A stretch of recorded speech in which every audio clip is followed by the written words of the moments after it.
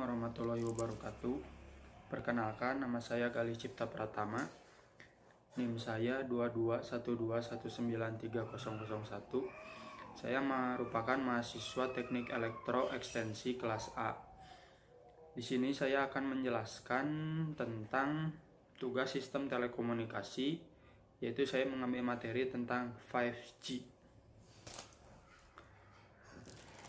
Pertama, latar belakang 5G. Konsep telepon seluler 5G yang diusulkan didesain khusus sebagai platform terbuka dalam lapisan-lapisan yang berbeda. Dari lapisan fisik sampai ke lapisan aplikasi, konsep yang diusulkan menyesuaikan dengan Open Wireless Architecture yang telah diajukan untuk koneksi seluler 4G.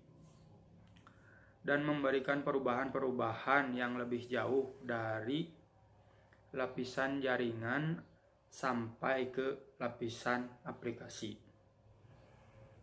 Lapisan jaringan dibagi ke dalam dua sublapisan untuk memberikan semua konektivitas IP dalam lingkungan yang dikelilingi banyak teknologi seluler atau nirkabel. Seperti hanya penyedia jaringan dan penyedia layanan konsep telepon seluler 5G juga memungkinkan untuk menyeleksi teknologi nirkabel yang berbeda pada kendala QoS, termasuk biaya QoS pada layanan yang berbeda. Apa itu jaringan 5G? Teknologi 5G adalah teknologi masa depan untuk komunikasi nirkabel yang dikenal dengan nama generasi kelima dalam bahasa Indonesia. Hal ini merupakan penerus dari standar telekomunikasi seluler sebelumnya, yaitu 4G atau IMT Advanced. Menurut informasi dari Profesor Andi Sultan, jaringan 5G nantinya akan terdiri dari sejumlah sel yang mendukung kecepatan tinggi antara 10 sampai 100 GB per second dengan menggunakan teknologi yang disebut dengan istilah low latency, yang berarti data akan diambil 1 sampai 10 milidetik lebih cepat dibandingkan dengan teknologi sebelumnya 4G, yaitu dengan kecepatan 40 sampai 60 milidetik. Dalam teknologi 5G, data akan dikirim melalui gelombang radio. Gelombang radio akan terbagi menjadi frekuensi-frekuensi yang berbeda. Setiap frekuensi disiapkan untuk tipe komunikasi yang berbeda, seperti aeronautikal dan sinyal navigasi maritim, siaran televisi, dan mobile data. Penggunaan frekuensi-frekuensi ini diregulasi oleh International Telecommunication Union, disingkat ITU. ITU telah merestrukturasi bagian-bagian gelombang radio secara komprehensif untuk mentransmisikan data sambil mengembangkan teknologi komunikasi yang sudah ada, termasuk 4G dan 3G. Visi teknologi 5G sampai dengan saat ini, teknologi generasi kelima dalam bidang telekomunikasi masih belum ditetapkan standar yang berlaku di dunia. Meskipun begitu, para pelaku telekomunikasi di berbagai belahan dunia telah berlomba-lomba untuk mencari teknologi yang memenuhi persyaratan minimal di mana teknologi tersebut dapat dikatakan sebagai teknologi 5G. Target teknologi 5G secara umum adalah sebagai berikut. 1. Data rates yang tinggi mencapai 1 sampai dengan 10 GB per second. Memiliki latensi di bawah 1 milisecond. Biaya dan energi yang efisien.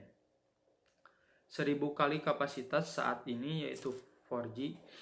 Cakupan yang luas dan menggunakan jaringan heterogen. Dan terakhir, konektivitas yang stabil.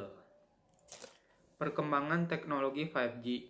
Dalam teknologi telekomunikasi seluler, teknologi 5G bukan merupakan standar yang merevolusi teknologi generasi sebelumnya. Standar-standar terkait teknologi 5G yang akan muncul nantinya akan mengubah beberapa regulasi telekomunikasi, karena regulasi tersebut akan menjadi absolut.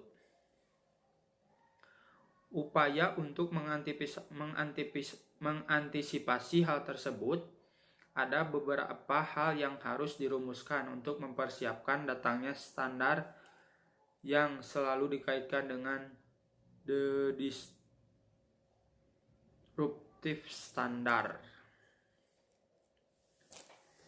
Salah satu teknologi yang digunakan dalam usulan 5G adalah Massive MIMO. MIMO sendiri sudah dipakai dalam teknologi 4G, di mana dalam tiap stasiun pemancar atau penerima menggunakan antena lebih dari satu. Misal konfigurasi MIMO 2x2 berarti di sisi pemancar dan penerima masing-masing memiliki dua antena pada LTE A. Konfigurasi MIMO paling banyak yakni 8 antena. Seperti yang ada pada gambar itu 4G, dan yang satunya lagi yang pertama adalah MIMO 2x2 dan yang satu lagi sebelah kanan adalah MIMO 8 antena. Gelombang milimeter atau millimeter wave atau disebut juga dengan millimeter band merupakan frekuensi dengan panjang gelombang antara 10 sampai dengan 1 mm. Gelombang milimeter menempati spektrum 30 sampai dengan 300 GHz sehingga dikategorikan sebagai extremely high frequency (EHF). Tingginya frekuensi gelombang milimeter serta karakteristik propagasi yang khususnya membuat mereka berguna untuk berbagai aplikasi termasuk transmisi data dalam jumlah besar pada jaringan komputer, komunikasi seluler, dan radar. Dimungkinkannya penggunaan kanal bandwidth yang lebih besar, yaitu 2 GHz, 4 GHz, 10 GHz, bahkan bisa sampai 100 GHz, menyebabkan kecepatan setara dengan penggunaan kabel fiber.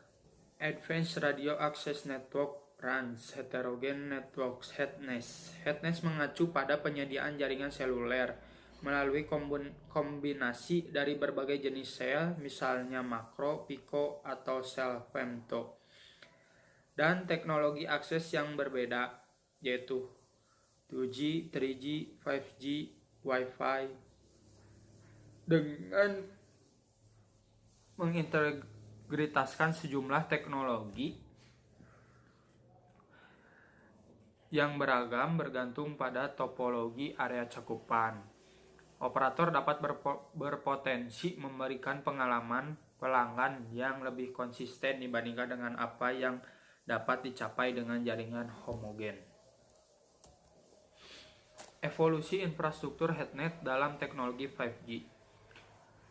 Gambar pertama ada small cell dengan menempatkan 4 small cell dalam satu makro, tidak hanya memberikan offload data yang lebih dari 50%, tetapi juga meningkatkan kinerja jaringan makro oleh sebesar 315%. Itu penjelasan pada gambar kedua, yaitu mengumpulkan 4 small cell di dalam satu tempat. Cold RAN atau C-RAN merupakan arsitektur jaringan seluler baru yang berbasis cold computing. Menggunakan juga D2D device-to-device communication. Teknologi Software Defined Radio (SDR) akan memberikan fleksibilitas, power, dan biaya yang efisien. Berdasarkan The SDR Forum dalam IEEE Working Group, SDR merupakan kesatuan dari teknologi hardware dan software di mana sebagian atau semua fungsi operasional radio termasuk proses physical layer diimplementasikan dalam software maupun firmware yang dapat dimodifikasi yang bekerja pada programmable processing technology. Yang perlu diperhatikan dalam SDN adalah value chain yang akan menjamin kesuksesan teknologi 5G ini. Dalam value chain tersebut perlu adanya dukungan dari pihak lain di luar industri telekomunikasi seperti lembaga pendidikan, kesehatan, pemerintah, dan lain-lain. Dukungan organisasi ini yang akan memungkinkan sebuah jaringan bersifat ubiquitous sehingga end user dapat menikmati seluruh layanan tersebut. Yang terakhir adalah keunggulan 5G. Teknologi 5G tersebut dapat dipastikan seperti apa keunggulannya dan kekurangannya, karena saat ini hal itu masih berupa konsep, tetapi dari konsep-konsep yang diciptakan tersebut terdapat beberapa konsep yang menjadi tujuan utama dari teknologi 5G, yaitu pertama, kecepatan data yang lebih signifikan dari 4G. Kedua, memiliki transfer data dari satu telepon ke telepon lain dengan kecepatan 1 milidetik. Itu merupakan konsep yang tadi, yaitu low latency. Yang ketiga, dapat terkoneksi dengan alat seperti telepon, mobil, dan peralatan rumah tangga. Jadi di masa depan 5G itu tidak hanya untuk jaringan seluler seperti telepon saja, tetapi bisa mencakup ke dalam mobil, misalkan jadi mobil otonomus yang bisa memprogram dia bahwa dia bisa pulang dengan sistem autopilot, dan peralatan rumah tangga yang bisa terkoneksi dengan jaringan 5G sehingga kita bisa melakukan aktivitas di rumah hanya dengan menggunakan smartphone kita yang dihubungkan dengan peralatan rumah tangga. Untuk kecepatan data yang lebih signifikan dari 4G, untuk 4G sekarang hanya kecepatan bisa didapat dari 10 Mbps sampai 100 Mbps dalam paper. Tetapi dalam kenyataan di lapangan, 4G tercepat di Korea Selatan saja hanya bisa mencapai kecepatan 23 Mbps, 23 MB per second. Untuk 5G nanti bisa mencapai kecepatan 1 GB per second, yang berarti apabila kita mendownload film dari suatu situs, baik itu legal maupun ilegal, hanya perlu 1 detik untuk mendownload film tersebut. Ya, cukup sekian presentasi dari saya. Mohon maaf apabila masih banyak kekurangan. Terima kasih atas perhatiannya. Wassalamualaikum warahmatullahi wabarakatuh.